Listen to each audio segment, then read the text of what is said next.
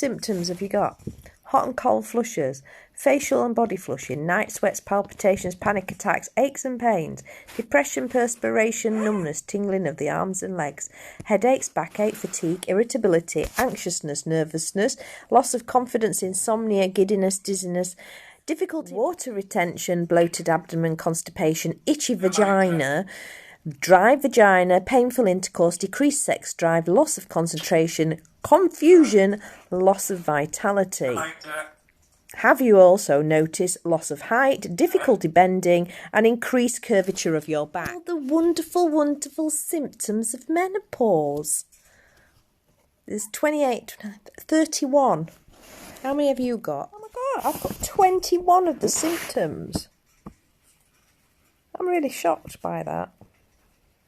I just thought I was going slightly mad.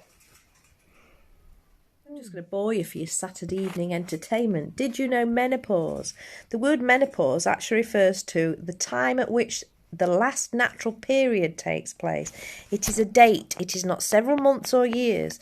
It can only be ascertained for certain when there is no natural pain. So it often can only be ascertained for certain when there's been no natural period for 1 year.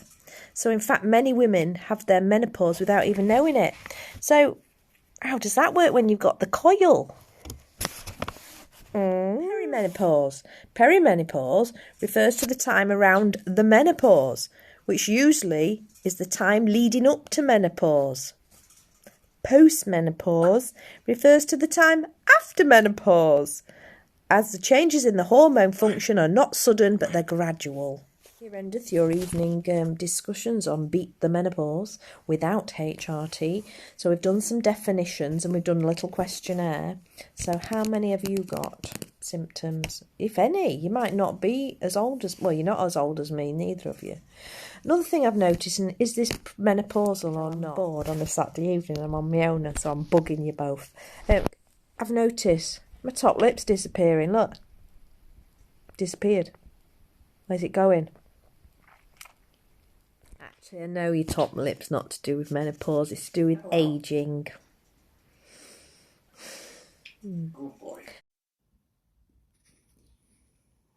I'm lying next to Big and he's complaining because he wants his tummy scratched.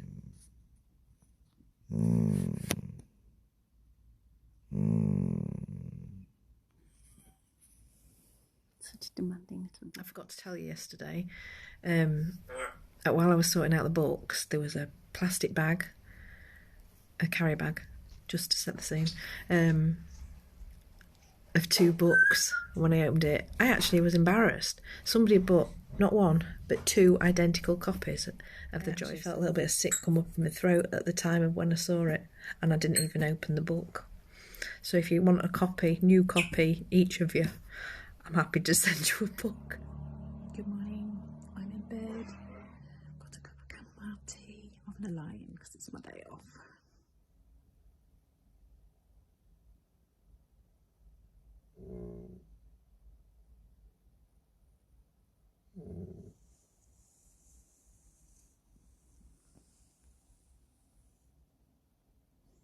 You feel neglected. Good morning. It's about 8 o'clock. This is like unheard of for me.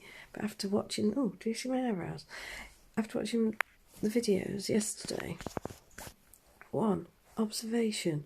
I talk about sleep and roots all the time. And saggy face. Thank you for the dog spray thing, advice. I will get some of that. Secondly, how come you two don't have baggy faces? In the morning or at any time? It's just not right. Thirdly, this is for Bex. What's it like living on a boat? Is it cold? Do you get seasick? What's it like? It's my dream to live on a boat. But then, is it cold? So the other thing after watching the video is I realised I need to eat healthy, go to bed early, stop talking about sleep. I'm like the sleep queen. I don't sleep, and then every time you see me I'm in bed. Ta-da! Anyway, good morning. It's Monday. I'm going to get up and go to work. I do spend quite a lot of time talking about sleep myself. Every morning it's like, have you slept? Oh, I've spent so much time awake during the middle of the night. Or, yeah, I slept okay, but I'm still tired. I do talk about sleep a lot myself. In 4 videos, Jeanette, 2 of them you said, I'm going to stop talking about sleep. I talk about sleep all the time. And then you just did. Talked about it twice in 4 videos. LOL! Yeah, but you ain't got a baggy face like me and you don't look like a sprout. And guess what? I tried to get up, put my arm out. It's bloody freezing. But I am getting up now. I'm getting up. Help, I can't get up, look. Ah! The killer dog.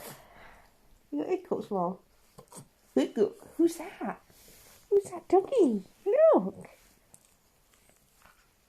Oh, it's so yawning. Okay, no. I like that music. Thank you. I will try that tonight. I did sleep better last night. Oh, look, I'm doing it again. Shut up. Right, I love living on a boat, but it's not for everybody.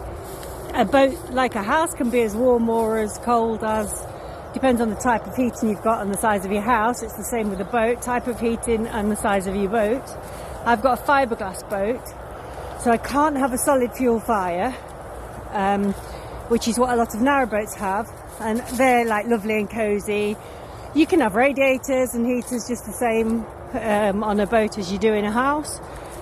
My boat has got a heater that blows hot air, but that's broken.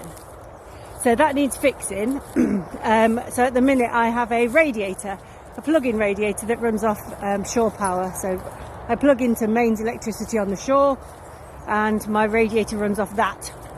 I don't suffer from the cold like some people, whether it comes from the fact that I've been dog walking for 4.5 years, so spent time outdoors in all weathers, so I'm kind of a bit hardy, whether it's because I'm a northern lass, and northern lasses are hardy. My ex-husband was one of these that wore a t-shirt all year round, so again, never really had the heating on, so maybe I became accustomed to it in that ice cold marriage. So at the minute I concentrate on keeping the aft cabin, so the cabin at the back of the boat, I concentrate on keeping that warm. That's the bedroom, so that's where me and the girls, the 2 dogs, sleep. Concentrate on keeping that warm, and then I've got a dehumidifier in the front cabin, which will eventually be my craft room, just to keep everything dry, because condensation's a massive problem on boats. So yes, it's quite chilly. I'm quite hardy. It depends on the heating you have, and I don't have the most efficient heating on my boat at the minute. Depends on the size of your boat. Lots of different things. I love it. I love the fact that when I wake up in the morning, I'm looking at water. Come here, Kev. Hang on. So I had to stop recording then. There was suddenly some dogs appeared from nowhere, and Lucy barks at them, and then Kevin wades in, and he's of course a big boy. He's all mouth, but if a dog reacts against him, it gets a bit... So, yes, anyway. Can't remember what I was saying. Concentrate on keeping the back of the boat warm. That's where we are.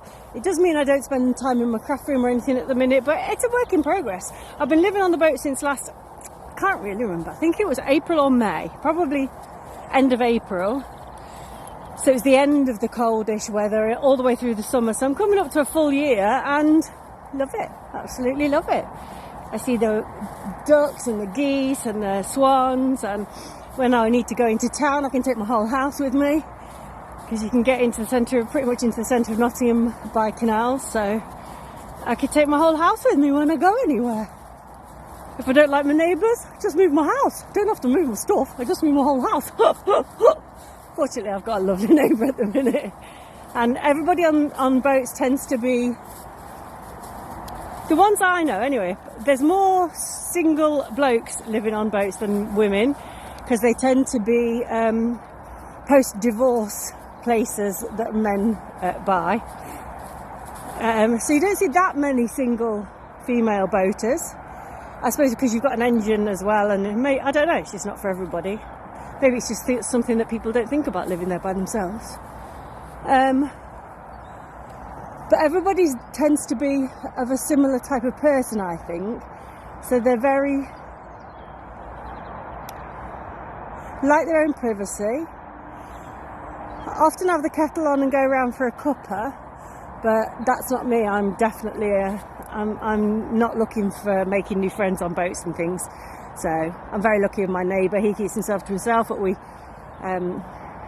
pass the time of day. If you ever need any help on a boat, everybody will help you. It's a really good community. So even though people keep themselves to themselves, there's very much a community spirit of we're in this together. So if there's any, if the river floods or anything like that, everybody's out helping each other. So yeah, today that endeth the lesson for today. Fun.